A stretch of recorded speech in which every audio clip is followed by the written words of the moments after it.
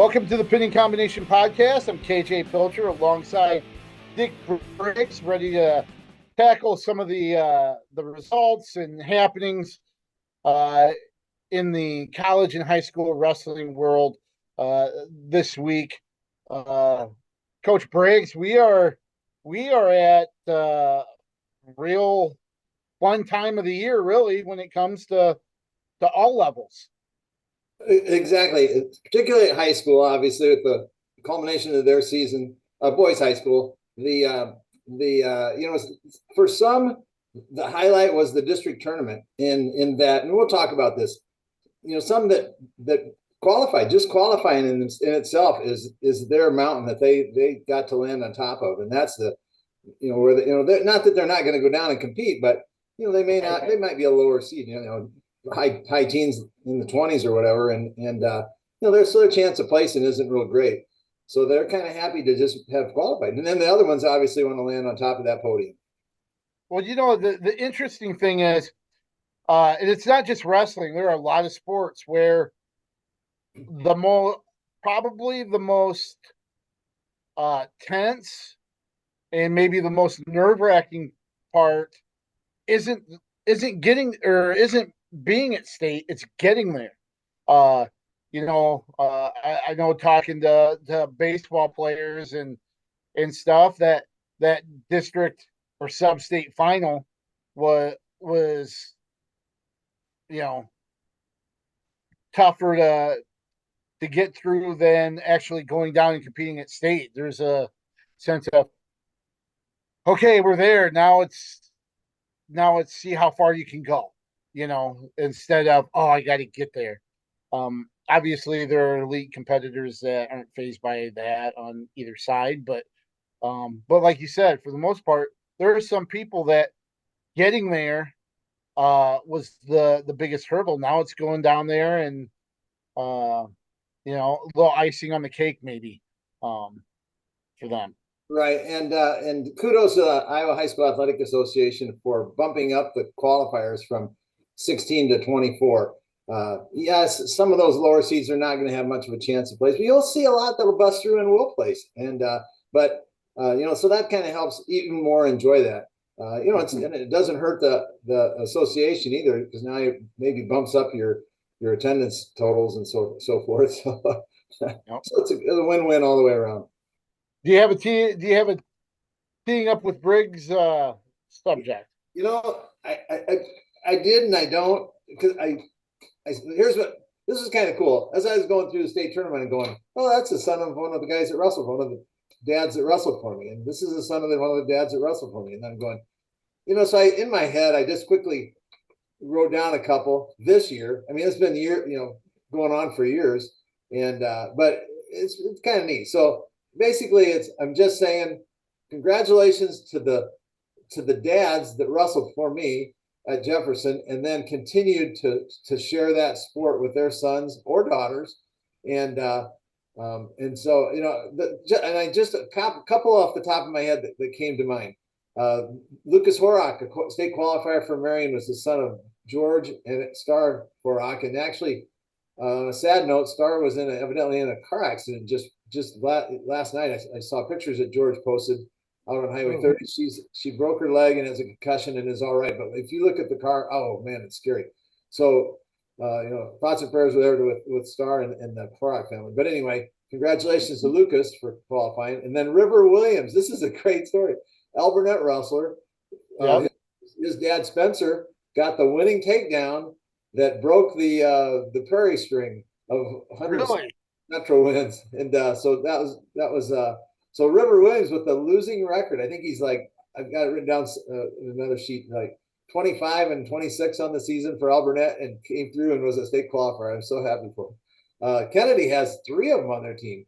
Well, 2 of them are brothers, Cale and Colton Smithart, that wrestled for me. Their dad Jake, and mom's was a Jayhawker as well, and her brothers AJ and Matt Johnson wrestled for me, so big time wrestling family. And then Loudon Bloxham is the son of Nick, who wrestled for me. Loudon's named after the Loudon in the movie Vision Quest. Vision Quest, thank you. Syed Igram is the nephew of Ali Igram, who was a state champ for me. He's resides at Jefferson. So anyway, just some Wow. of them off the top of my head, and it makes me proud. I know every coach can come up probably do that. I'd hope, but it's just kind of neat. I want to do some, and I know I've missed a few. That was just kind of jotting them down here, and it's fun because when we go into venues and dads come and go say, "Coach, how you doing?" And that's pretty neat. So You know, this is different, but I had a taste of just really how old I was feeling Saturday at the Prairie District. I was looking through the first person. I'll just say this: first person I run into in the hallway, Cody Poolgel from Iowa City West. Said hi to him. Came into the gym. Next person I see is Chris Hallblum, who's an assistant coach at Ankeny Centennial. Of course, you know his dad. His dad was a Jayhawk. there you go. Uh, Covered Chris at um, Center Point Urbana and Alburnett when he was in high school. Sat down and got me to thinking and looking at the uh, the staffs of the teams at that district. 6 out of the 8 teams, uh, I had covered at least one of their coaches when they were in high school. And so all but two, I think it was Newton and I'm not sure about Iowa City Liberty. Um, so those two, but um, Kennedy head coach Nick LeClaire, I covered him and his brothers at North Lynn. There's a whole host of Cedar Rapids Prairie uh, coaches. Um, the Sam Utah and Trey Blaha, Riley Welch, West from Highland and Solon.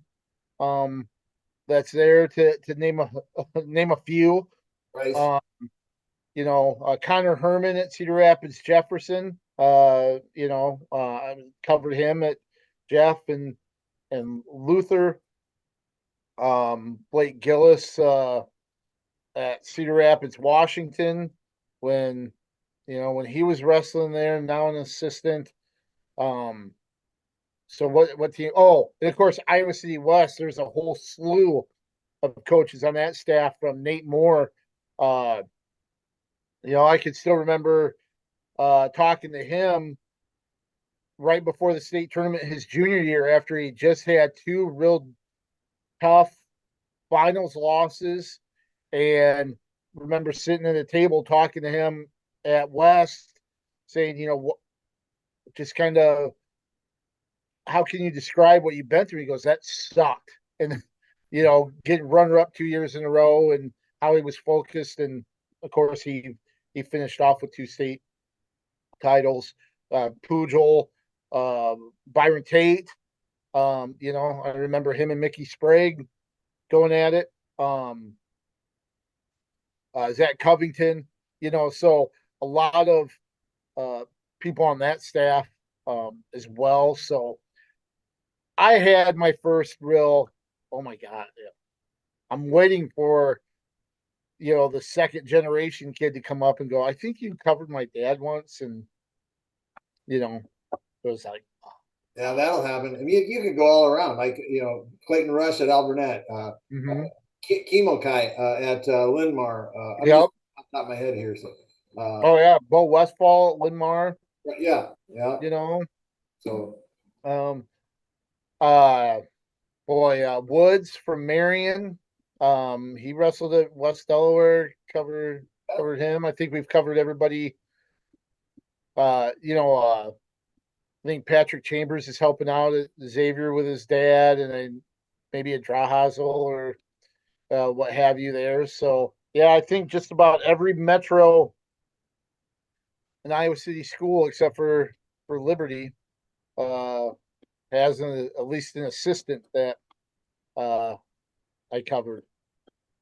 yeah, cool. So either, yeah, well, kind of cool, kind of sobering to know that I've been around for a long You don't look, time.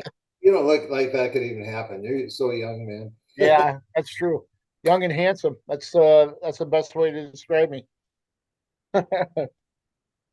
So let's look at the Iowa High School State Tournament coming up this week. You know, let's start in Class 3A. Some of the some of the brackets are pretty loaded. Um, Top qualifiers: Indianola sending every single guy down. Bettendorf, Southeast Polk, they have 13 each.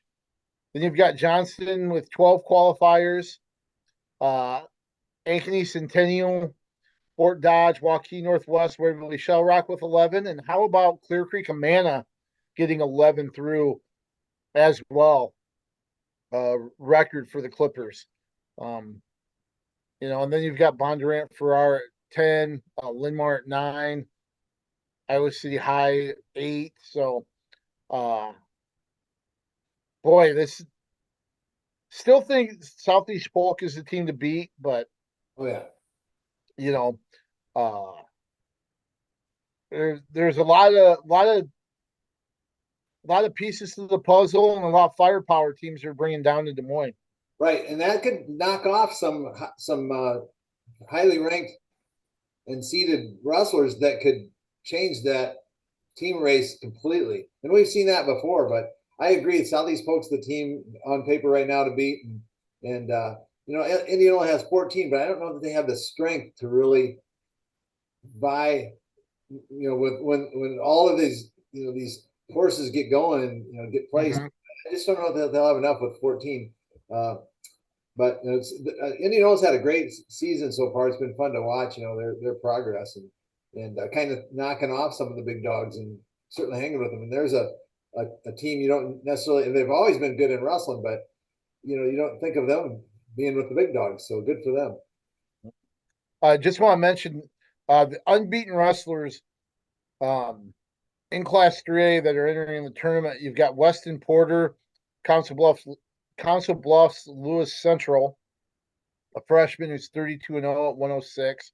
Then you've got Tyler Harper of Norwalk, a senior who's 36-0 at 113. Carter Pearson of Southeast Polk, 35-0 at 120. He's a junior. Kane Nakaborn of Lindmar, he's 33-0 in his senior season at 144. Then you've got Maximus Magana of Waterloo East, transferred from Waterloo Columbus here for his senior season, and he's 41-0, the number one seed at 175.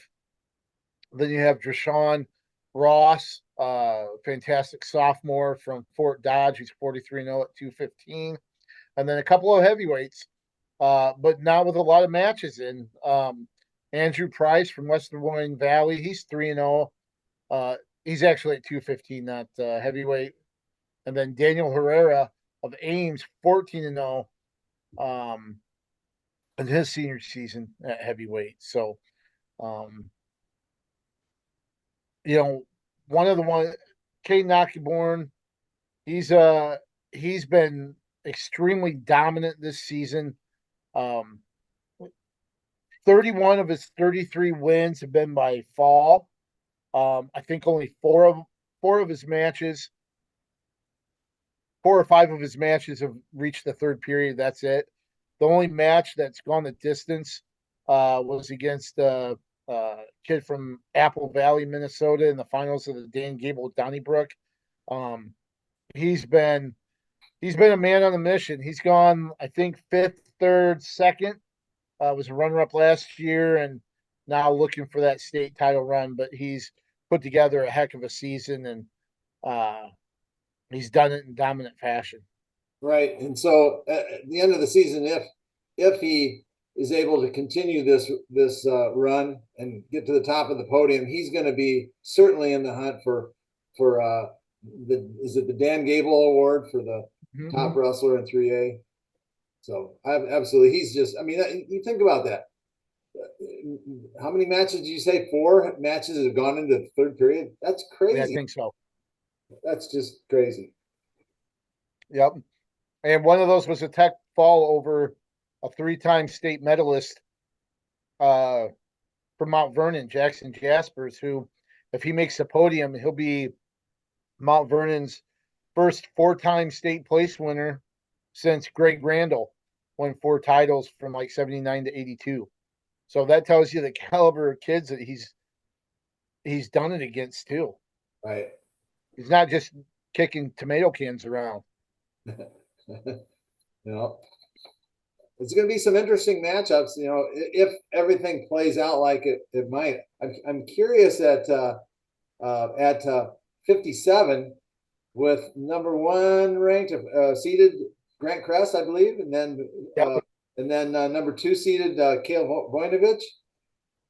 Those guys kind of Kress bumped up 2 weights, I think, at the conference and won the title there, and to help the Linmar team try to help them win that conference. And then so now we're going to see how that plays out. Hopefully in the finals. Yeah, right. Because we didn't see that the duel beforehand. Kress had some injuries and stuff, and yeah. Were you surprised to see Voinovich was a 5?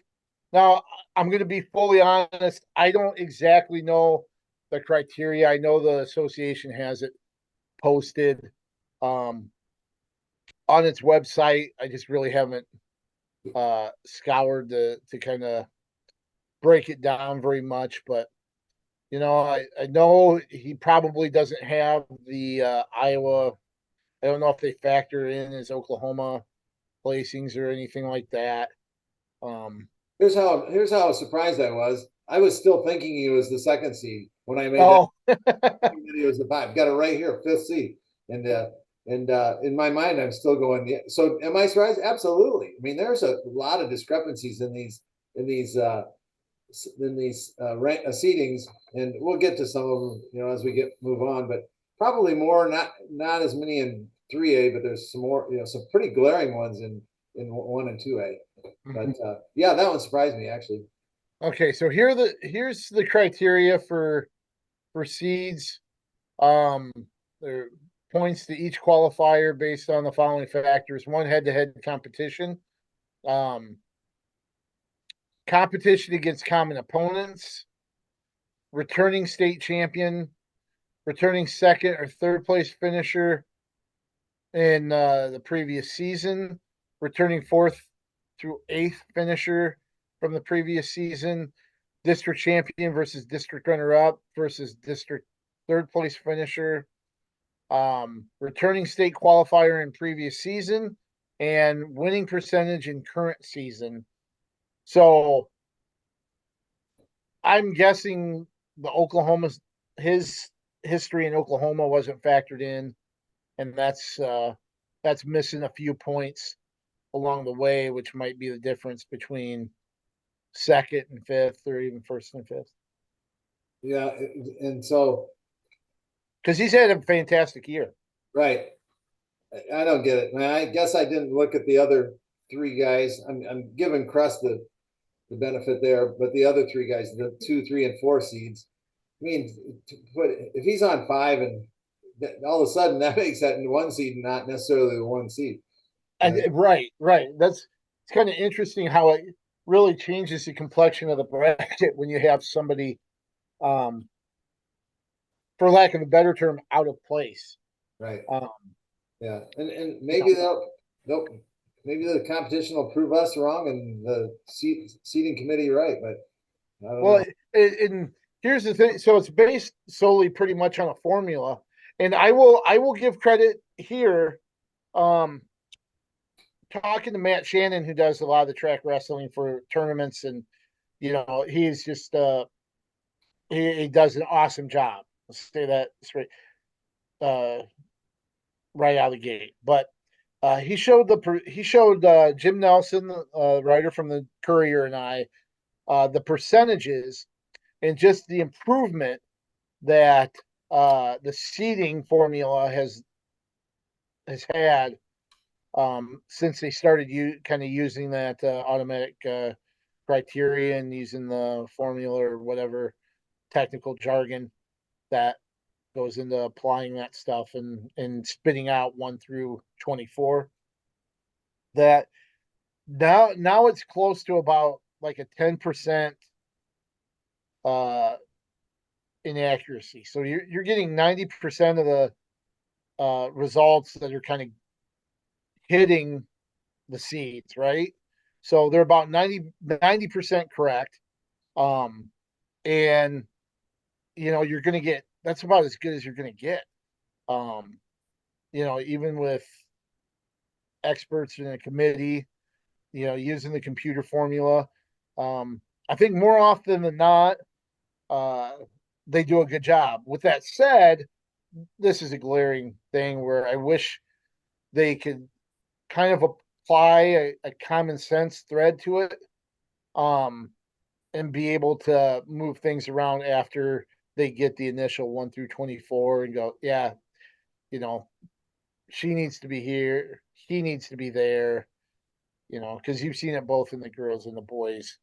Um, and I think this is an example of, yeah, you know what? If you really kind of looked at it, you would realize that's probably a lower seed than he really kind of earned or deserves. Okay, so let's go here. Since that's what the computer kicks out, and explain this to me. It's a little bit complicated, so try and follow with me. Okay, so I'm at 113 2A. Braden Bonesack from Union is the number 1 seed. Yep. He has 4 losses.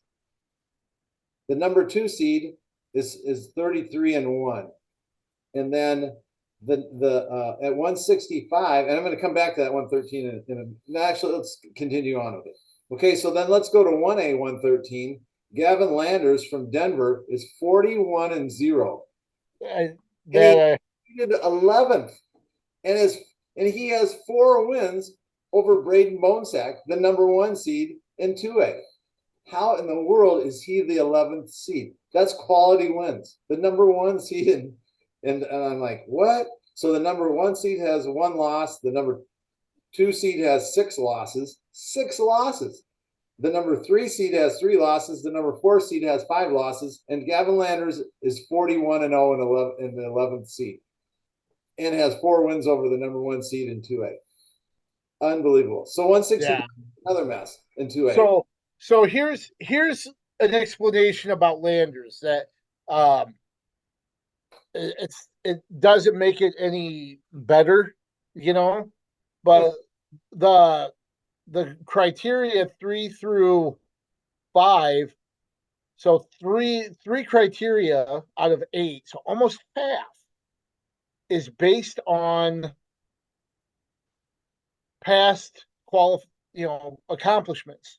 And he's a freshman. So he gets screwed. And that's where the that's where the common sense has to ring in, where it's great to give yourself the track formula. You go 1 through 24, you kind of get an idea, but then I think you need human eyes to go through and look and go, okay, this is off. Okay, he's a freshman, and I know that might open up a can of worms, but I think you just pointed out a good a scenario that shows they probably need to go through and apply kind of a human, not subjectivity, but common sense to go through and point out, okay, this is something we need to take a look at and adjust. Right. And here another mess is at 165 2A, where Max Gast is back. He's been hurt, but he's back in the lineup. He has only losses to the number 2 seed. Yeah, I noticed that too. It was Xavier Ellington. Right. And it was recent. Right. It was a recent loss too. It's not like it was, the beginning of December. Exactly. That was just the state duels. And then Brendan Haying from Benton Community, his only loss is to number 1 or to the number 7 seed. He lost 9-4 in districts. The number 7 seed is 16-0. So He has a loss he beat the number 4 seed and is seated below him and has no losses. I don't get it. Yep. And the number 3 seed has 3 losses. So, and why is Hang, first of all, fourth? And then why is Young not above Hang? So it's a mess in some cases. Oh, So, for sure. yeah, For sure. and I thank Well, Ben Hupke and I were discussing that yesterday too. So that was another. Thanks, Ben. really? um, yeah, so there's some work to do. There is some success to it. But it could always be better, right? I think you see the kind of some scenarios where uh it would be helpful to kind of have some tweaks and changes to. So um it's not going to be perfect, but I'll tell you what, um I like this better than the random draw. That's for sure. Amen. Okay. Since this family was victim, and as a coach, I was victimized. I'll say by that. Yes. You know, it was ridiculous. The number 1 and 2 seed met as soon as they possibly could in this family. So anyway, um any uh any weight classes that really kind of stand out to you in 3A as being kind of up in the air? Um, kind of look at 106. 106 is interesting. We mentioned Porter's undefeated. He's number 3 seed. You've got Southeast Polk DeSalvo is number 4. And then you've got Dylan Munson, who's the top seed from Cedar Rapids Prairie, state medalist from a year ago. Really put in a lot of work in the off season on freestyle and has made gains, and he looked dominant Saturday at Prairie. He was winning in the finals of I think 12-0, getting back points before he finished off a pin. Um, so Dylan Munson looks good coming into this one, but I think it's kind of a wide open field with those three. You've got Hutchinson from Burlington as number 2. Um, so you've got some quality kids, and I wouldn't uh, look past the Dowling kid as well. yeah. When you ask me if there's any weights, so I'm gonna expand that across the weights and just say, that 32-pound, and with Seton and Jason Luna from Bettendorf. I assume that'll be the finals match. That's going to be a heck of a burner. But let's go back. So the number 1 seeds from the Mississippi Valley actually did pretty good. I think they had Munson from Prairie. Pierce is number 1 from West at 113. Then you got Blackborn first at 144, and Grant Cress first at 157. And then Seton's number 2, but that one could, who knows with he and Luna, that could certainly be reversed. So they did pretty well in time in that respect, I guess. They being Right. Valley. So. Oh yeah, for sure. For sure. I chose they might not have a real strong showing in the team race, but the individuals there um really, really strong from the various programs in the MVC. Speaking of 130, 132, you can go to the Gazette.com for a lot of our preview content. We've got class by class breakdown of qualifiers and synopsis, even predictions. Even though I'm going to tell you right now, hate doing predictions, especially wrestling predictions, because the only thing that's predictable is it's going to be unpredictable over the next 4 days in Des Moines. But they're there for you to chat about and strike up a conversation maybe on your drive down. Um, to Des Moines. But I also will have some storylines to keep an eye on and a feature on Cale Seaton. Uh, I tell you what, I've talked to a lot of really, really good kids over the years in different sports, and uh, I really was impressed after talking to Cale Seaton. Just a lot of different things with him coming in number 2 seed. Remember last year, thought his season was over. He wrestled on a hurt knee, won a state title. Had uh, had surgery 2 days after the championships. Um, then went about 6.5 months um, off the mat. He had to go through physical therapy after he got it surgically repaired. Um, just kind of attacked his rehab like he attacks opponents. He just was relentless. Um, would do what they told him to do or what he was allowed to do. Then it was on to the next thing. So he was doing as much as he could to get to the next step in the healing process. He talked about how he picked up biking. He couldn't wrestle, couldn't run.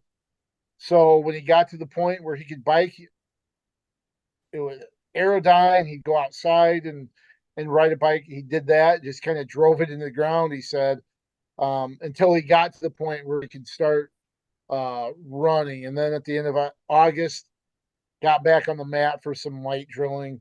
Um, Said he really gained a huge appreciation for the opportunities, that he had. Uh, could sound cliche, but you know, having it kind of stripped away from you to where you can't even be on the mat for, a half a year. I mean, when you think about that, um, that's something he probably never gone that long, not being on a mat wrestling or even competing. And, he just had to deal with it.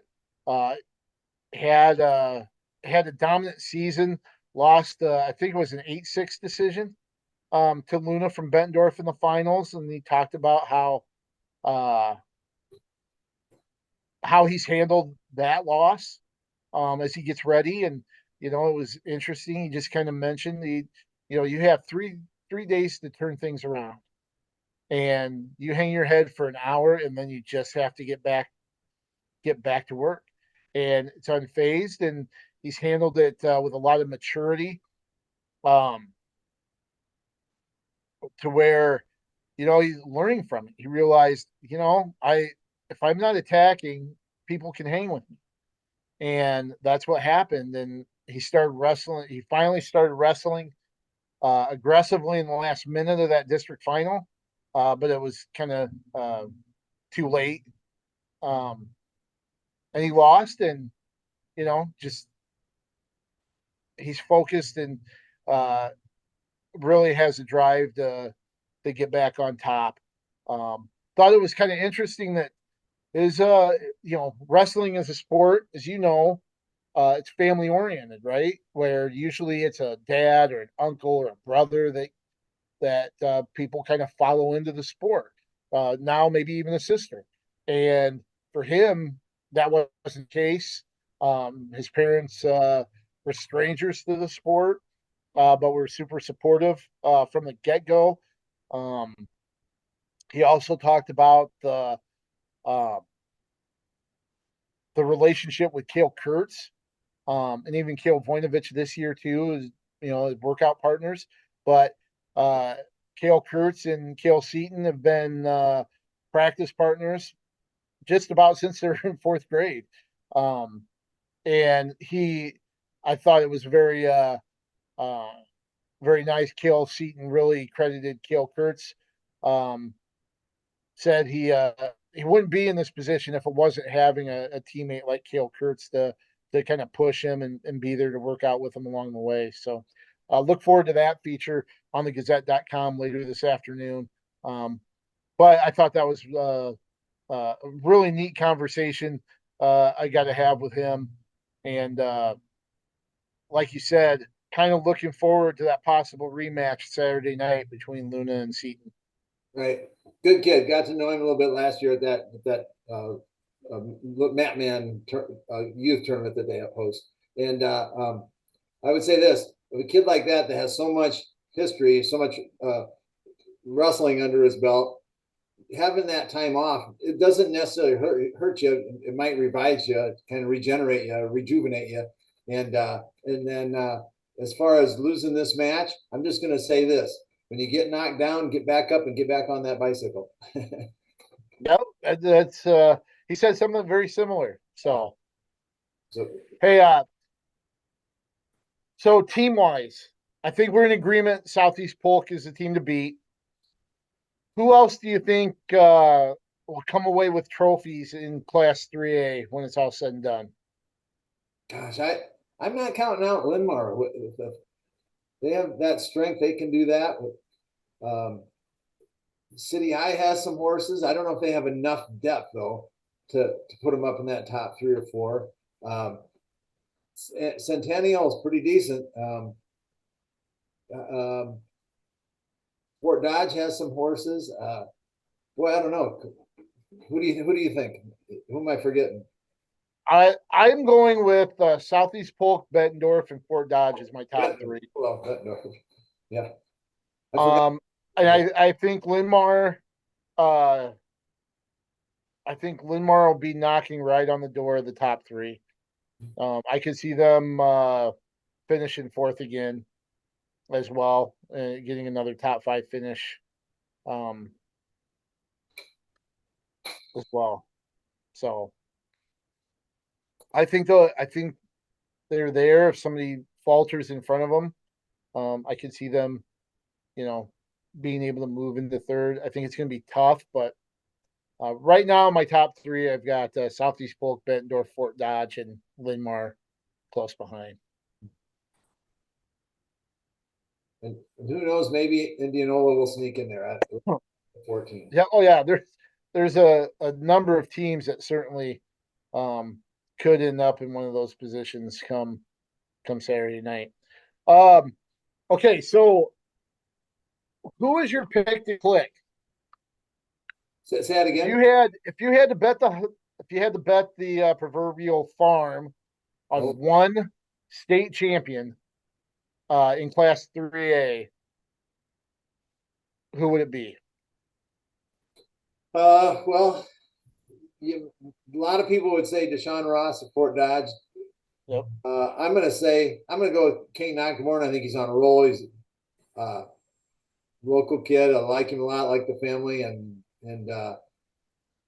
um, boy, there's some strength in the Southeast Polk team too. So I'm gonna go with Nakamura.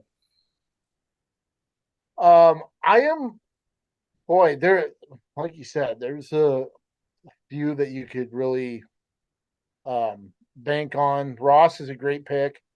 Um, Nakaborn as well.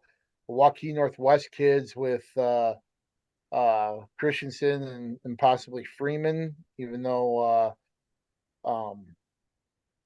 38 could be one of those wide open weight classes. You've got Coy Davidson, you've got uh Kale Kurtz and some others there.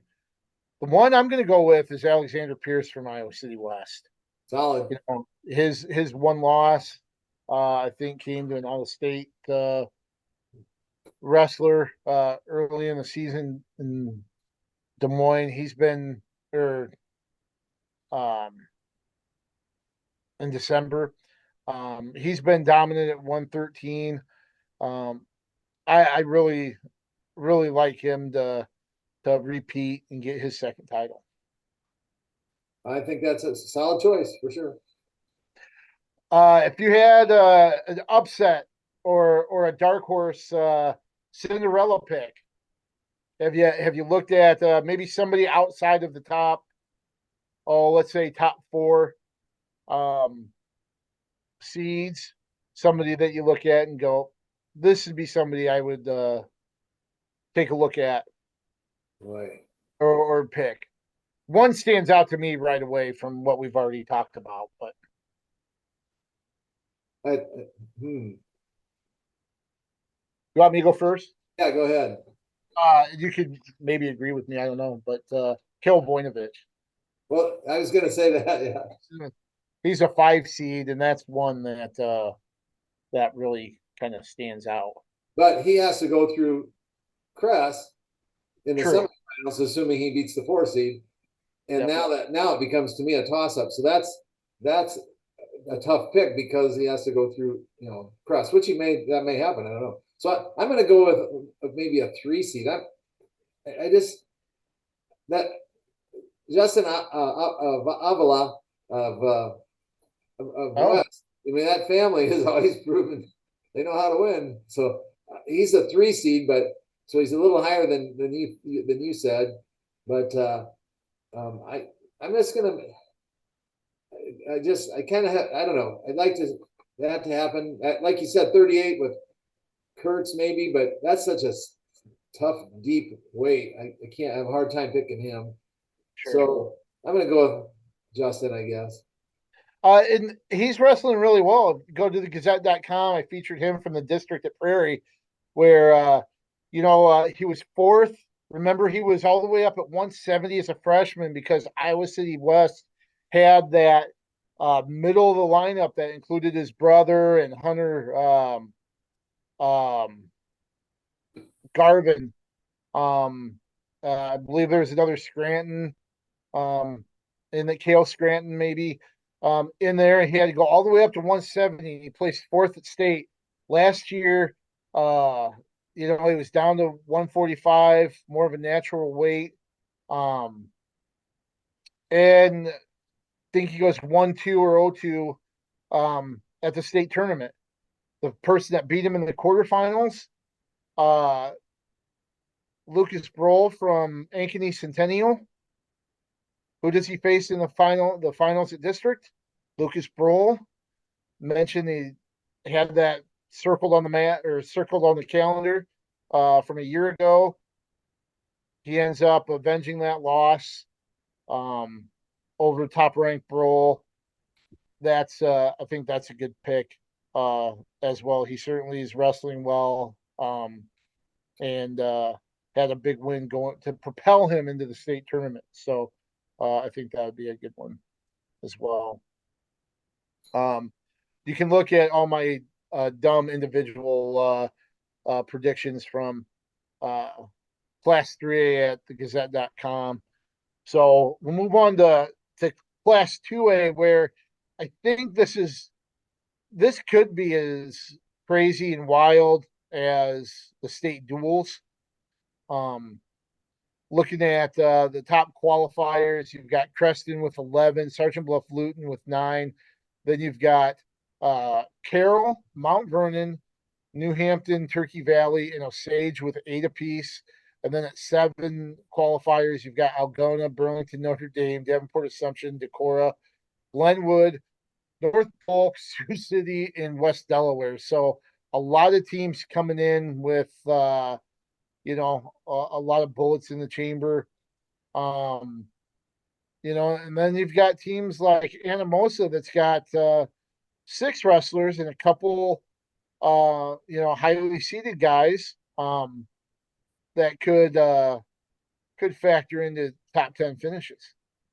Right, that's the Scrantons, and we got one Hudson at 50 that's seeded fourth, and then you've got Austin at 175 who's seeded number 1. Now, And a side note on Anamosa, they won their district title. That's the first time they've won that district title, according to athletic director Brett Jones, ever. Oh wow! So then Anamosa has just done really with all sports. They have really has soared under the leadership of their coaches and, of course, Brett Jones. Looking at this, I mean, do you think the team race could be as muddied as maybe the state duels field was, or is a team like Osage, if they wrestle to their seeds, are they going to be too hard to catch?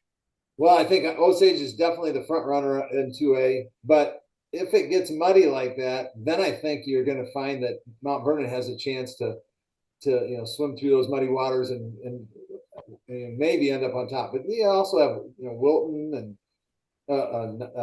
not Wilton, some of the other schools that'll buy into it, but maybe some of the local ones you might see hunting top five like an Independence or a West Delaware again. It's kind of a little bit of a long shot for those teams, but to do that, but it's not out of the, it's not impossible. Sure, sure. Uh, I'm really intrigued to see kind of where Creston and Sergeant Bluff Luton are. They come in as two of the top qualifiers, and they did a great job at state duels, right? Finishing 1-2 there. I just don't know if they have those top level point scorers in a tournament format to break through. Like Osage, they've got 7 qualifiers, 5 are number 1 seeds. That's crazy. And you've got, and I mean they're legit title contenders when you've already got defending champs and um Blake Fox and Tucker Stengel, uh Anders Kittleson. Um he was a state runner up last year. He's number 1 at 144. You mentioned Gas, their heavyweight, Mac Mueller. Um he got 4th last year. So these are legitimate guys that could win it all. That would be huge, and that would be hard to overcome.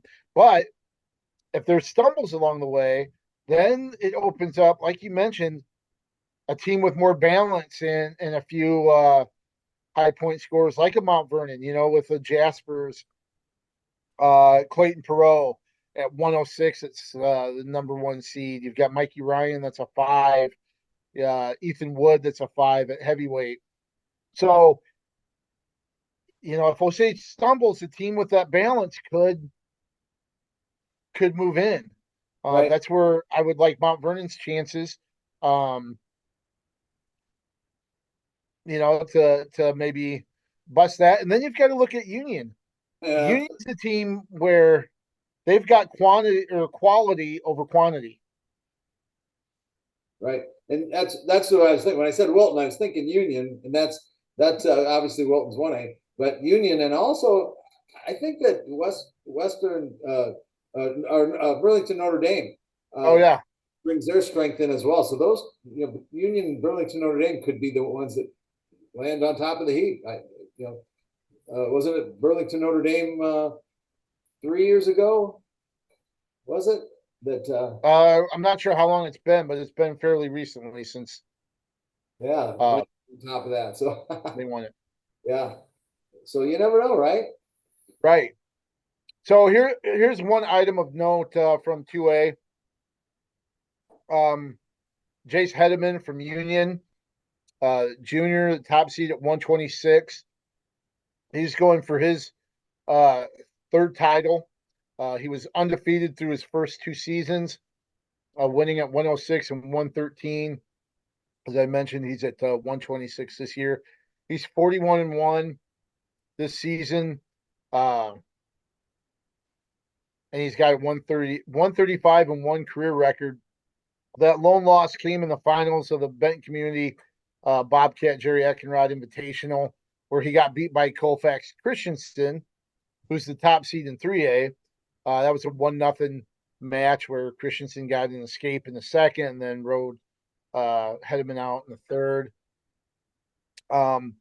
It's talking to some coaches. He really took that as a chance to learn from that. Similar to what Seton said, for him, it was just kind of a realization that what you can't hold or protect anything. You've got to be aggressive. You got to go um, and really look to score and not keep things close. Um, he's under the tutelage of Max Thompson, who was a 4-time champ at Union, All-American at UNI. And I think there's a lot. I think there are a lot of parallels with Hedeman and Thompson as far as the way they wrestle in their careers. Remember, Thompson lost to Philip Lux at the Battle of Waterloo. I think that was his freshman year, though. And then he went on a roll after that. After he lost that, didn't lose again. I think Hedeman is kind of in the same boat a little bit. And of course, Braden Bonesack is a returning state champ for Union as well. You've got Caleb Olson, who's a 3 seed at 150, but I'm picking him to win it there. So you got Coy Maylert at 106. That certainly has the potential to be on the award stand. So we've seen teams like a Dubuque Wahlert. Remember, they won with 4 qualifiers, if I remember right. Um, you know, it can be done, especially in 2A and in 1A. Especially in 2A when you have that things are kind of spread out a little bit amongst the teams, and keep an eye on Hedeman's quest to kind of stay on track to be a 4-timer like Thompson, and how that might boost and where Union ends up falling as far as the team race goes. Right. And you know, I don't know if it can get spread out or not. Depends on Osage, right? With those 5 Yeah. horses, and if something happens there, then for sure. Well, I just mean like 2A seems to be the one class where you really can come in with a handful of guys, and if they all do well, the points usually get right. dispersed, or there seems to be more parity in 2A compared to the others, where you can make a run with just 4 or 5 guys.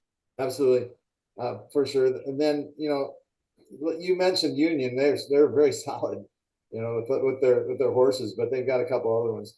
I wanted to do a shout out to the Benton Community Program that's just been climbing very much, kind of like the Clear Creek Amana program, just really doing a good job of in this case rebuilding their program, and it's been a long time coming with because they've had a couple of different coaches through the last few years. I think there's a third one in maybe 5 or 6 years.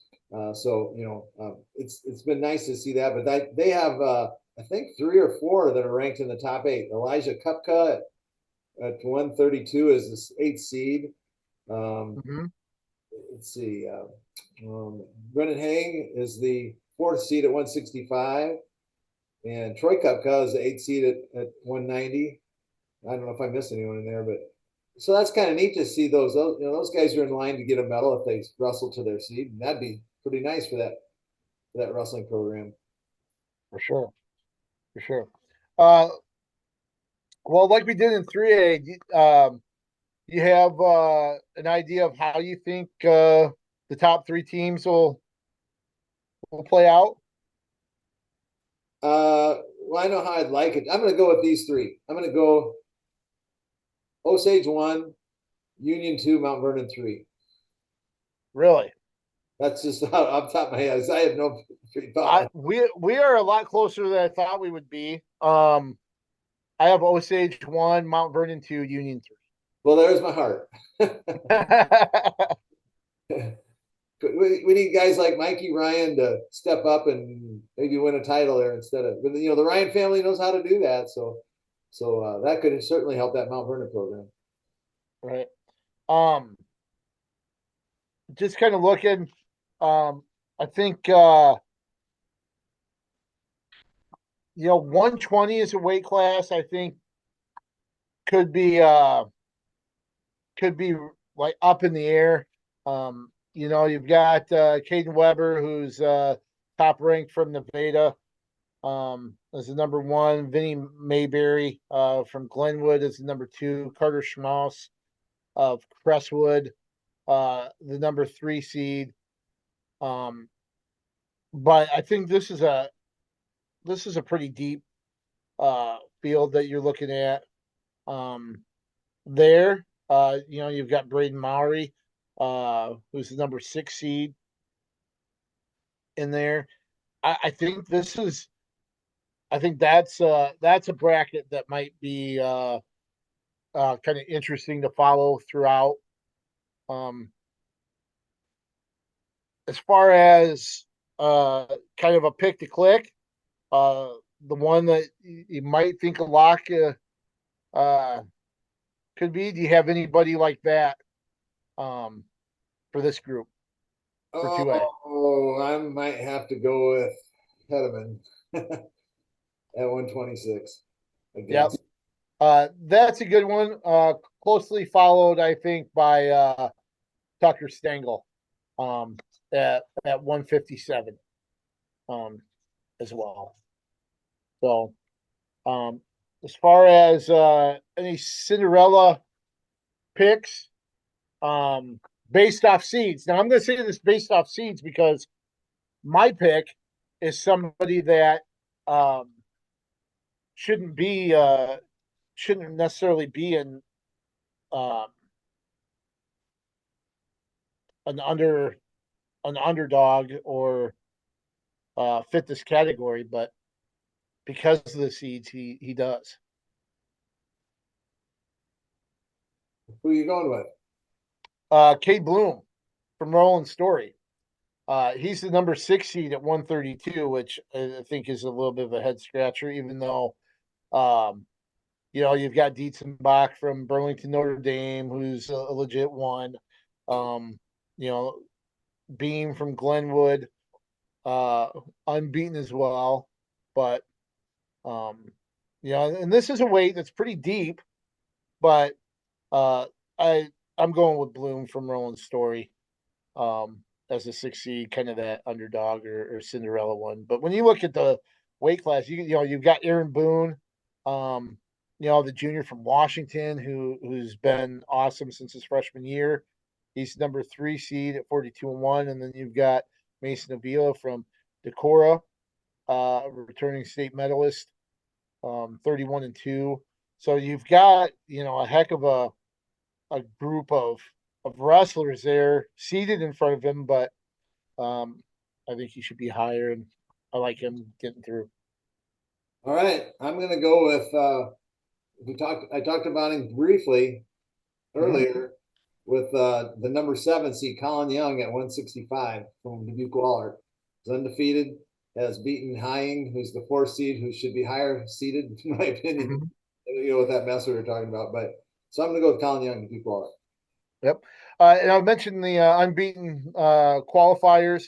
Clayton Perot of Mount Vernon's 42-0 at 106. He's a senior. You got Carson Doolittle of Webster City, 39-0, a senior at 126. Mentioned Bloom. He's 36-0, a senior, 132. Beam also at 132, a senior from Glenwood, 35-0. Anders Kittleson, who remember his father, Ryan Kittleson, was a state champ at Decorah back in the early 90s. Um, he's 41-0 at 144 for Osage. His teammate Tucker Stengel, 50-0 at 157. You mentioned Colin Young. He's 16-0, 165 for Waller. Austin Scranton of Anamosa, 45-0, a junior, 175. Daniel Gorski from Knoxville, 32-0 at 175. Jarrett Roos of Sheldon, South O'Brien, 24-0 at 190, and then 2 at heavyweight. Mac Mueller, Osage, 45-0, and then Paul Ballard from Albie at 37-0 there as well. And one other thing too, we mentioned Scranton being undefeated for Anamosa. 2 of his wins have come against Brent Yankovic um, from West Delaware at 175. I think that might be one of the more entertaining um, semifinals on Friday. Yankovic has not lost since his second loss to Scranton in the first couple weeks of the season. Both of those, I think, coming in the first 2 weekends of December, actually. Um, and he's been unbeaten since. And of course, Scranton um, undefeated this season, the number 1 seed. So uh, that's one to keep an eye out for the semifinals coming up. And again, our predictions posted at the Gazette.com as well. We'll move on to 1A. This has all the makings of it could go one of two ways. It could go, I think, dominant Don Bosco, or it could be a real fun team race between Don Bosco, Alburnett, Wilton, Nashua, Plainfield in Class 1A. I would agree. It's up to Don Bosco if it's going to be a one-man show or they're going to allow other people in. So looking at the top qualifiers, you've got 11 from Alburnett, 10 from Don Bosco, Nashua, Plainfield, and Wilton. So that's kind of a wash with all 4 of those teams. Then at 9, you've got Jessup and West Branch, 2 teams, not necessarily blue bloods, I guess you would say, when it comes to wrestling, but Jessup's had a fantastic season this year. Great showing at the state duels where they got 5th, lost to Don Bosco in the first round and came back with 2 wins. And their first state duels appearance, and of course, set a dual wins record for the program. Now they've got 9 guys and a couple that are legit contenders for state titles. But just another example of what they've been able to accomplish this season. 8 qualifiers from Hinton, Oakland, Riverside, Wapsie Valley, and then 7 from Logan, Magnolia, Underwood, West Hancock, Woodbury Central to round out the top qualifiers there in Class 1A. Who are your undefeated guys in 1A? In 1A, you've got Hayden Schwab from Don Bosco at 106, 34-0. Gavin Landers from Denver, as you mentioned before, at 113. He's 41-0. Jesse Lewis of West Sioux, a junior at 42-0 at 126. Tanner Harris of North Butler, Clarksville, a senior's 43-0 at 132. You got Blake Allen from Underwood, who's 17-0 as a senior at 138. Dylan Stein of Lennox is 47-0, a junior at 138. Corbin Rice of Logan, Magnolia, he's 43-0 at 144. Then Colt Kanak of North Tama, 43-0 at 144. Tyler Kanak of Don Bosco, 24-0 at 157. Titus Evans, Nashua Plainfield, is 27-0 at 175. McCade Bloker, North Butler, Clarksville, is 36-0 at 190. Loudon Husingay of Waco, he's 34-0 at 190. And then Mason Knipp of Waterloo, Columbus, 34-0 at heavyweight, a senior there for the Sailors. And the grandson of Steve Knipp, is that correct? Very well, could be. I don't know that. I think it might be, but don't quote me on that. I could be making that up. But so those guys, and then the team predictions for me: Don Bosco, Alburnett, Wilton. That wouldn't surprise me if Nashua, Plainfield, or even Jessup sneaks in there in the top 3, 3 to 5 range. I don't think Jessup has the firepower to do that, so I'm going to drop them, and I'm going to go with Don Bosco, Alburnett, and Wilton. Okay, so our top 3 are the same.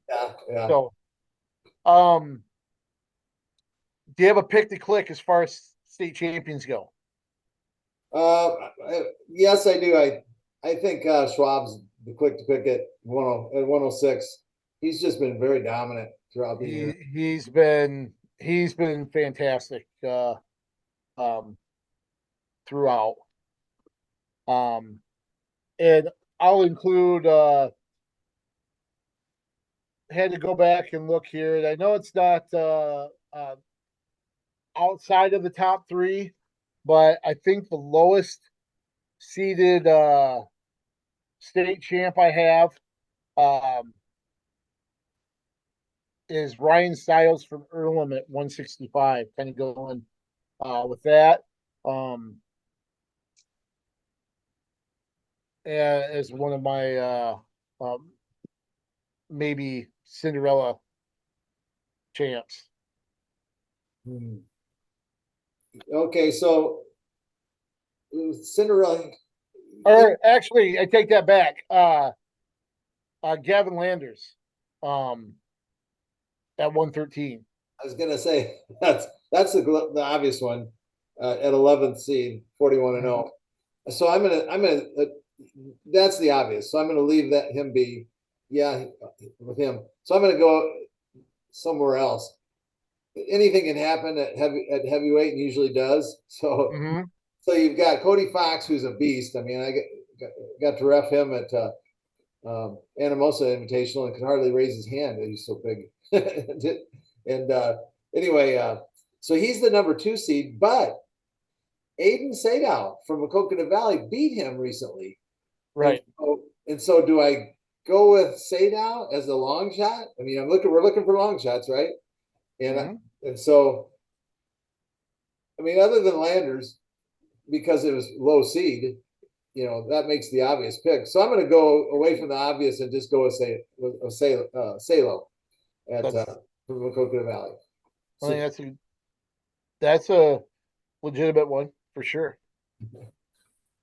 A couple of things to kind of keep an eye out. We mentioned the team race. Alburnett was a half point back of Nashua Plainfield last year for third. Um, with Don Bosco, Wilton going 1-2. I think you're going to see a similar type team race for 2 through 4 again this year. I think Don Bosco, the way they looked at state duels and what they have in their lineup, I think they're heavy favorites and it's theirs to lose. But Alburnett certainly right in the mix from 2 through 4. And they will be looking for their first trophy uh, since winning the 2016 1A title. So we'll see if the Pirates can um, bring home some team hardware to go along with some of the hardware where the individuals will uh, bring home. Um, we mentioned the heavyweights. Um, the one thing that the top 2 heavyweights have in common, do you know what that is? no. The top 2 seeded Knipp and Cody Fox, they are going to be teammates on the University of Iowa football team next year. Fox is one a very highly ranked, highly touted offensive lineman, and he is signed to go to the University of Iowa. Knipp recently committed to play for the Hawkeyes as a walk on. So here, possibly Saturday night, we could have a battle of future Hawkeye football players um, in the finals. And that's not the only time that's happened. I'm thinking back to 2003. I'm pretty sure New Hampton's Mike Humple beat Mount Vernon's Matt Fields in the state finals that year. And of course, those two went, that was the 2A 215 finals. Those two ended up being Hawkeye football teammates um, as well. So I think Kirk Ferentz might be watching the old final Saturday night if that happens. Um, That'd be cool. yeah. And then one other, I have a district feature heading into last weekend's district meet on Keaton Moeller of Starmont. Um, he's the number 1 seed at 150 in 1A. Uh, Sophomore finished third a year ago. He's 42-1. His only loss is Anders Kittleson in 2A. So he hasn't lost to a 1A foe this year. Um, if he can wrestle to a seed, so if he can come away with a state title here, he will be Starmont's first state champion since. Do you have an idea? Striker. Which one? uh, Not Doug. Uh, You're correct. I, Kent. I can't remember. What is it? Kent. Yeah, Kent Striker, yeah. Yeah, Kent Stryker uh, was a three-time state champ. He won, let's see, titles in 86, 87. Then he lost in the finals to Chad Zapital. Of course, Iowa fans will recognize that in 88. And then he came back and won his third title as a senior in 1989. So that's 35 years Starmont has gone without a state champion. So if Keaton Moeller comes away with a title, it'll be the first time the school will have a state wrestling champ uh, in 35 years. So something to kind of keep an eye out. Um, it would be their seventh overall. We mentioned three from Kent Stryker. Doug Stryker was a two-time champ, winning in 86 and 87, 138, 145 in 2A back then. And then Jack Feeler was the program's first state champion in 1972, winning the 105-pound title. So some storylines there in 1A to kind of keep an eye on this week. One comment on the Alburnett duel that was held in Jewell. I had to look and see where Jewell was. Oh, it's between Ames and Webster City. It's north of Ames. It's about a 2-hour drive from my house anyway, so it's even longer from Alburnett. right. Alburnett had 5 district champs, 6 runner-ups, and 11 qualifiers is the school record for them. So that was kind of neat. Wow. Wow. It certainly puts him in a good position to give Don Bosco a run for their money, that's for sure. So, any other parting things? Any words of wisdom or what was your favorite? Where was your favorite place to eat in Des Moines when you were down there with wrestlers or coaches? Did you get away and find any place to eat down there? With the wrestlers or with the coaches? Because the coaches, we went to a big steakhouse that's no longer there. It was on Fleur, right by across from the park and the old hotel that used to sit there, but that's gone. Then there was one that looked like a mafia, like by a quarry that had incredible good food and so, but we didn't take the wrestlers there. For the wrestlers, we would go to an Italian place out at the Jordan Creek Mall. I don't remember what it's called now. It's still there, but that was good. Now, obviously, the wrestlers can't eat very much, so right. we would go out on Saturday night to a pizza place in Johnston. I can't remember where you can watch them make the pizza and they toss it up. Oh, really? That's kind of Cool. neat. Cool. So, and on before the finals, we would go to the garage. What's that called? Western Des Moines, West Des Moines. The yeah, I forget what it's called, but good kind of home cooking sort of food. And really, after everyone's done wrestling, except unless someone was in the finals. So yeah. So, I don't get out, so I don't. We used to frequent a place called Daytona's off Merle Hay Road.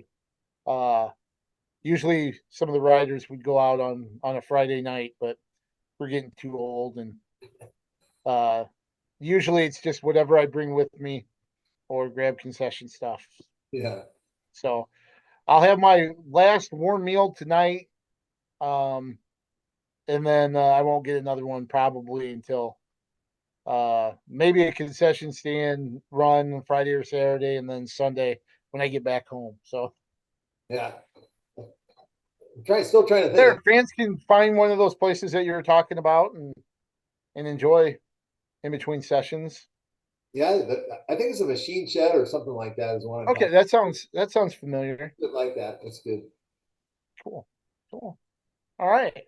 Well, big week in front of us. Hope everybody going down to Des Moines travels safely. Weather should be really nice compared to some other years, including last year. So make sure you travel safely. Have a great time. Hope you fill up Wells Fargo Arena just like every year. And Coach Briggs, why don't you send us out? Let's keep wrestling on the move.